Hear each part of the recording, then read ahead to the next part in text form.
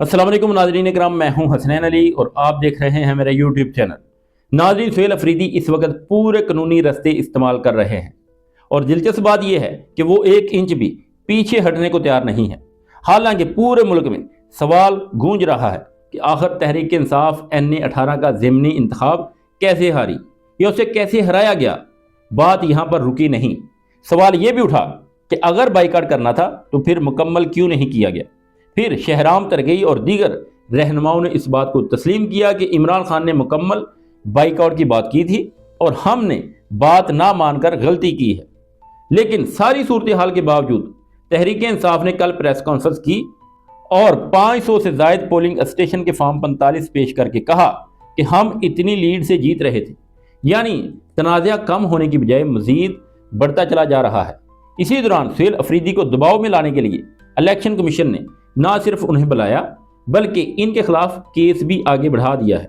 लेकिन आज सुहेल अफरीदी ने हुकूमत में बैठकर जो कदम उठाया है वो बज़ाहिर इस पूरे मुल्क के अदालती निज़ाम को झंझोड़ देने के बराबर है। अदालतों के लिए एक बड़ा चैलेंज बन जाएगा।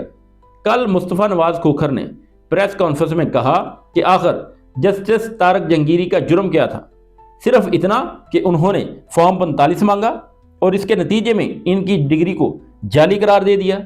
इसी तरह सब जानते हैं कि मंसूर अली शाह को चीफ जस्टिस नहीं बनने दिया गया कि कहीं इलेक्शन का ऑडिट ना हो जाए।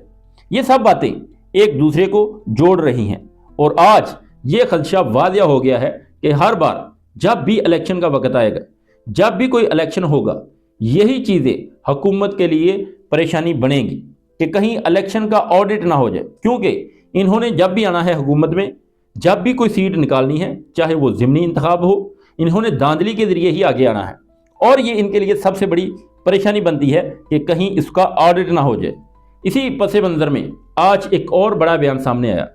खैबर पख्तूनख्वा हुकूमत की तरफ से तर्जमान अता शफी जान कहते हैं कि वज़ीर आला सुहेल अफरीदी ने NA 18 हरीपुर ज़िमनी इंतखाबात की मुकम्मल इंक्वायरी का फैसला कर लिया है और बड़ी खबर यह है कि तहरीक इंसाफ बतौर पार्टी ये इंक्वायरी करेगी। मजीद ये कि क्लास 4 के मुलाजम से लेकर डिप्टी कमिश्नर तक सबकी मुकम्मल छानबीन होगी। यानी सूबाई हुकूमत खुलकर कह रही है कि हम निचली सतह से लेकर ज़िले सरबराह तक सबको इंक्वायरी में लाएंगे। साथ ही उन्होंने ऐलान किया कि अगर कोई एहलकार या अफसर धांधली में मुलव्वस पाया गया तो उसके खिलाफ सख्त तादीबी कार्रवाई होगी। अगरचे हुकूमत का कहना है कि उन्हें यकीन है कि इनका अमला धांधली में मुलव्वस नहीं है, मगर शफाफियत के लिए ये इंक्वायरी की जा रही है। इसके साथ साथ ज़िमनी इंतखाबात में मुबैना धांधली पर इलेक्शन कमीशन को रेफरेंस भी भेजा जा रहा है, यानी कि इलेक्शन कमीशन को भी रेफरेंस भेजा जाएगा।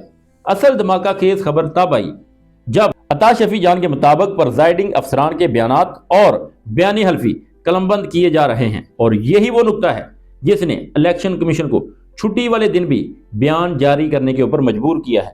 ये हुकूमत का इंतहाई स्ट्रेटेजिक कदम है।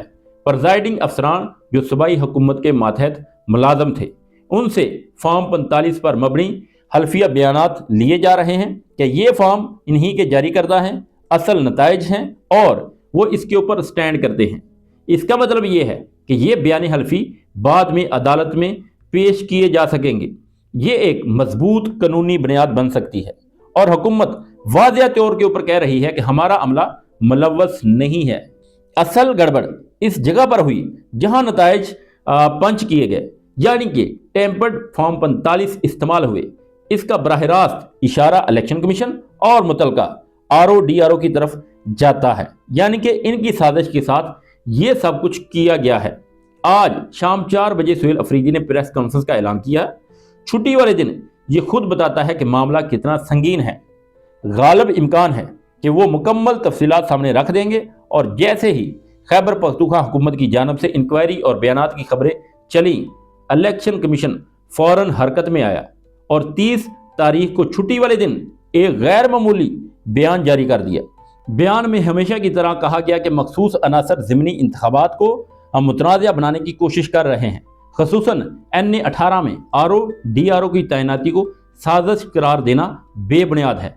ये इलेक्शन कमीशन छुट्टी वाले दिन बयान दे रहे हैं।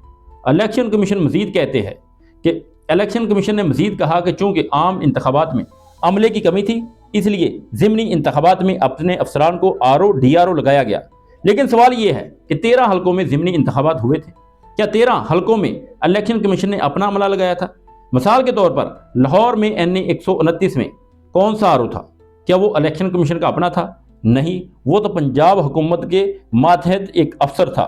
یہ بنیادی تضاد ہے جسے الیکشن کمیشن ٹالنے کی کوشش کر رہا ہے۔ مزید کہا گیا کہ اگر RO نے کسی کی درخواست کو قبول نہیں کیا تو متعلقہ فریق کو الیکشن کمیشن سے رجوع کرنا چاہیے تھا، مگر ایسا نہیں ہوا۔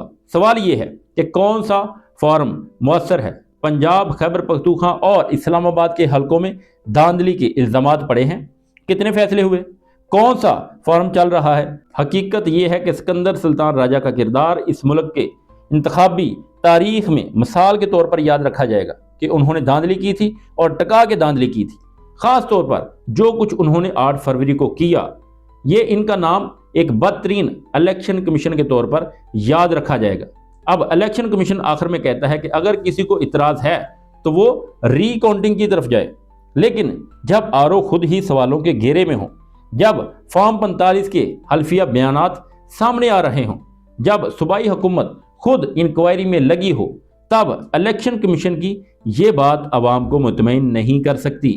ان کا یہ بیان کسی خاص مقصد کے لیے تو ہو سکتا ہے، لیکن عوام اس سے مطمئن نہیں ہو سکتی۔ ناظرین، یہ تھی اب تک کی اپڈیٹ جو میں نے آپ کے سامنے رکھ دی۔ اب تک کے لیے اتنا ہی، ملتے ہیں ایک نیکسٹ ویڈیو میں، تب تک کے لیے اللہ حافظ۔